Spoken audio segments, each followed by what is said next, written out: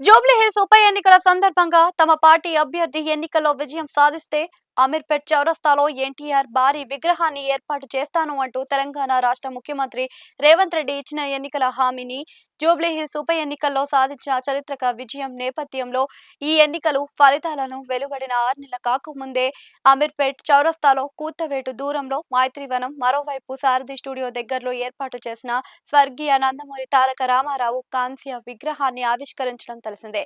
ఈ సందర్భంగా ముఖ్య అతిథిగా హాజరైన ముఖ్యమంత్రి రేవంత్ రెడ్డి ప్రసంగించారు. మంచి మాటకారి అయిన ముఖ్యమంత్రి తన మాటలతో మాత్రమే కాదు, ఎన్టీఆర్ విగ్రహాన్ని సీఎం హోదాలో ఆవిష్కరించడానికి మించింది మరేమి ఉంటుందంటూ భావోద్వేగానికి గురైన తీరు చూసినప్పుడు రొటీన్ రాజకీయాలకు భిన్నంగా సీఎం రేవంత్ రెడ్డి వ్యవహరించిన వ్యవహార శైలి కనిపిస్తుందని చెప్పాల్సి ఉంటుంది.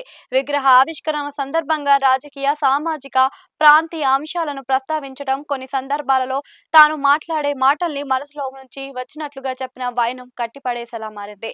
మొత్తంగా చూస్తే ఎన్టీఆర్ విగ్రహ ఆవిష్కరణ సందర్భంగా ముఖ్యమంత్రి హోదాలో రేవంత్ చేసిన ప్రసంగం తెలంగాణ రాజకీయాల్లో ప్రత్యేక స్థానాన్ని సంతరించుకుంటుందని చెప్పాలి. ప్రతి తెలుగువాడిని సుపరిచితమైన అమీర్పేట్ మైత్రివనం చౌరస్తాలో సీఎం రేవంత్ రెడ్డి చేసిన ప్రసంగంలో కొన్ని కీలక అంశాలని మరియు ఆయన మాటల్లోని చెబితే, నేను జూబ్లీహిల్స్ ఉప ఎన్నికల ప్రచార సమయంలో ఇక్కడ ప్రజలకు, ఎన్టీఆర్ అభిమానులకు ఒక మాట ఇచ్చాను. గత ప్రభుత్వం అమీర్పేట్ చౌరస్తాలో అన్నగారి విగ్రహం పెట్టకుండా అడ్డుకుంటే మన ప్రభుత్వం రాగానే ఇదే మైత్రివనం కూడలలోనే అధికారంగా విగ్రహాన్ని ఏర్పాటు చేసి నేనే స్వయంగా ఆవిష్కరిస్తాను అని నాడు హామీ ఇచ్చాను. ఈ రోజు ఈ మాటను నిలబెట్టుకున్నందున అన్నగారి 23 అడుగుల కాంస్య విగ్రహాన్ని ఆవిష్కరించే భాగ్యం నాకు దక్కినందుకు గర్వపడుతున్నా. ఈ భూమి మీద ఎంతో మంది పుడతారు, చనిపోతారు, కానీ కొందరు మాత్రమే చరిత్రగా మారుతారు. ఎన్టీఆర్ గారు కేవలం ఒక నటుడు, ఒక రాజకీయ నాయకుడు మాత్రమే కాదు, ఆయన తెలుగు జాతికి ఒక బ్రాండ్. కాంగ్రెస్ ముఖ్యమంత్రి అయి ఉండి ఎన్టీఆర్ విగ్రహాన్ని ఆవిష్కరించడంపై కొందరు చేసిన సంకుచిత విమర్శలను చేస్తూ ఉన్నారు. నేను కాంగ్రెస్ ముఖ్యమంత్రిని, నా పక్కన ఉన్న టీపీసీసీ అధ్యక్షుడు మహేష్ కుమార్ గౌడ్ కూడా ఇక్కడే ఉన్నారు. ఇద్దరం కాంగ్రెస్ పార్టీకి చెందిన వారిమే. అయినా తెలుగు జాతికి ఆత్మ గౌరవాన్ని తెచ్చిన ఎన్టీఆర్ గారి విగ్రహాన్ని సగర్వంగా ఆవిష్కరిస్తున్నాం. ఆయన చరిత్ర పుట్టలో నిలిచిపోయే యుగ పురుషుడు, మద్రాసు అంటే ఇప్పటి చెన్నై అన్నమాట. ఈ వీధుల్లో తెలుగు వాళ్ళమని చెప్పుకోవడానికి సంకోచించిన రోజులో మేము తెలుగు వాళ్ళం అని మన ఆత్మ గౌరవాన్ని ప్రపంచవ్యాప్తంగా చాటి చెప్పిన మహోన్నత వ్యక్తి ఎన్టీఆర్. తెలుగు జాతి ఉన్నంత వరకు ఆయన కీర్తి సజీవంగా ఉంటుంది. అధికారంలోకి వచ్చిన 9 నెలల్లోనే ముఖ్యమంత్రిగా ఆయన చేసిన విప్లవాత్మక మార్పులు దేశ రాజకీయాలనే శాసించాయి. తెలుగు వారి ఆత్మ గౌరవాన్ని ప్రపంచవ్యాప్తంగా చాటి చెప్పిన మహోన్నత వ్యక్తి ఎన్టీఆర్. అదో పేరు కాదు, తెలుగు చలనచిత్ర రాజకీయ రంగంలోని ఒక సువర్ణ శకం. సమాజంలో వెనుకబడిన వర్గాలకు, పేదలకు 2 రూపాయలకు కిలో బియ్యం, జనతా వస్త్రాలు, పక్కా గృహాలు లాంటి విప్లవాత్మక పథకాల్ని అందించింది. పేదవారు గుండెల్లో నిలిచిపోయారు. సామాన్యులను, యువకులను రాజకీయాల్లోకి తీసుకొని వచ్చి వారికి అసెంబ్లీలో, పార్లమెంట్లో కూర్చునే అవకాశాన్ని కల్పించిన ఘనత ఎన్టీఆర్దే. పటేల్, పట్వారీ వ్యవస్థను రద్దు, అలానే మండల వ్యవస్థల పరిచయం లాంటి చర్యలతో పరిపాలనను ప్రజల వద్దకు చేర్చారు. ఆనాడే ఆస్తిలలో మహిళలకు సమాన హక్కు కల్పించి స్త్రీల ఆర్థిక స్వాతంత్ర్యాన్ని పునాది వేశారు. ఈ రోజున మనం అమలు చేస్తున్న ఎన్నో సంక్షేమ పథకాలను ఆనాడే ఎన్టీఆర్ బీజం వేశారు. రాజకీయం అంటే కొందరు సొత్తు అని మాత్రమే కాదు అని నిరూపించారు. ఘనత అనేది ఎన్టీఆర్దే మాత్రం.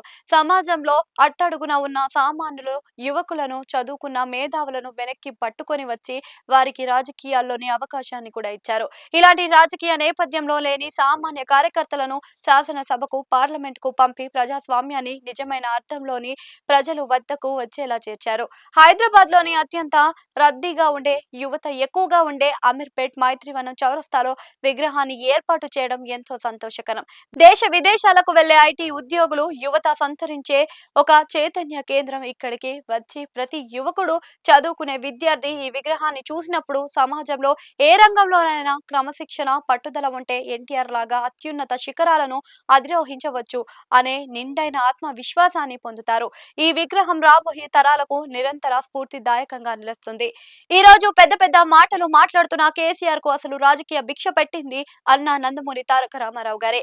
ఎన్టీఆర్ స్థాపించిన తెలుగుదేశం పార్టీ ద్వారానే కేసీఆర్ రాజకీయాల్లోకి వచ్చి సిద్దిపేట ఎమ్మెల్యేగా గెలిచి అన్నగారి క్యాబినెట్ లో మంత్రిగా పదవులు అనుభవించారు.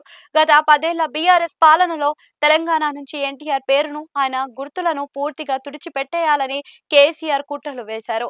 ఈ రోజు రెండు తెలుగు రాష్ట్రాల్లో అంటే తెలంగాణ, ఆంధ్రప్రదేశ్ పెద్ద పెద్ద నాయకులుగా చలామణి అవుతున్న ఎంతో మంది నేతలకు రాజకీయ జన్మనిచ్చింది, వారికి వేదిక కల్పించింది అన్నగారే. చంద్రబాబు నాయుడు గారు, కేసీఆర్ గారు మాత్రమే కాదు, నేటి తరం రాజకీయాల్లో ఉన్న వందలాది మంది కీలక నాయకులు ఆనాడు ఎన్టీఆర్ ఇచ్చిన ప్రోత్సాహం, అవకాశాల వల్లే ఈ స్థాయికి వచ్చారు. ఆయన ఒక నాయకులను తయారు చేసిన ఫ్యాక్టరీ. అమీర్పేట్ చౌరస్తాలో ఎన్టీఆర్ విగ్రహాన్ని పెట్టనివ్వకుండా గత ప్రభుత్వం ఎన్నో అడ్డంకులను సృష్టించింది. జీహెచ్ఎంసీ అధికారులతో అనుమతులు రాకుండా వేధించింది. అసలు ఎన్టీఆర్ అనే మహానుభావుడు తెలుగు గడ్డపై రాజకీయ విప్లవం తీసుకురాకపోతే, సామాన్యులకు పదవులు ఇవ్వకపోతే ఈ రోజు కేసీఆర్ గాని, ఆయన కుటుంబం గాని నాయకులు అయ్యేవారా? రాజకీయాల్లోకి రావడానికి ఎన్టీఆర్ ను వాడుకొని అధికారంలోకి వచ్చాక ఆయనను అవమానించేలా ప్రవర్తించడం కేసీఆర్ కృతజ్ఞత రహితంగా నిదర్శనం. కాంగ్రెస్ ముఖ్యమంత్రి అయి ఉండి ఎన్టీఆర్ విగ్రహాన్ని ఎలా ఆవిష్కరిస్తారు అంటూ కొందరు బీఆర్ఎస్ నాయకులు వ్యాఖ్యానిస్తున్నారు.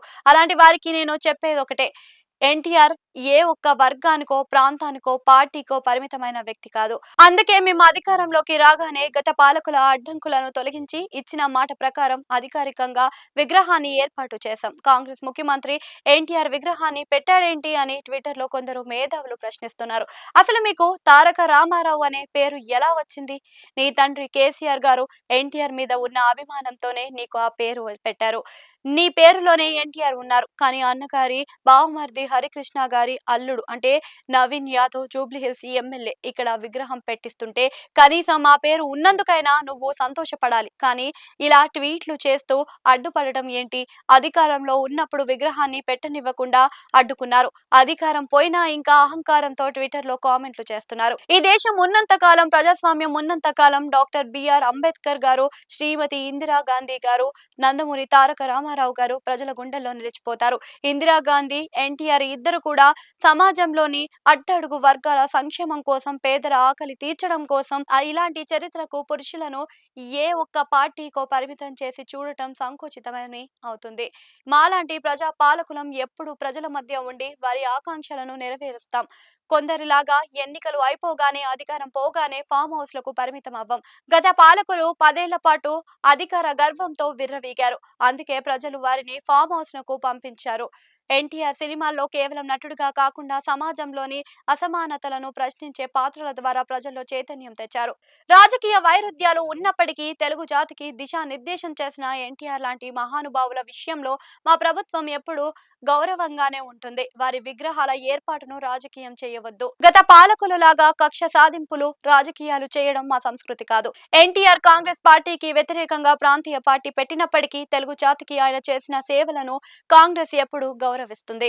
గతంలో ఢిల్లీలోని పార్లమెంట్ భవనంలో ఎన్టీఆర్ విగ్రహాన్ని పెట్టేలా చేసింది ఆనాటి కాంగ్రెస్ ముఖ్యమంత్రి వైఎస్ రాజశేఖర్ రెడ్డి.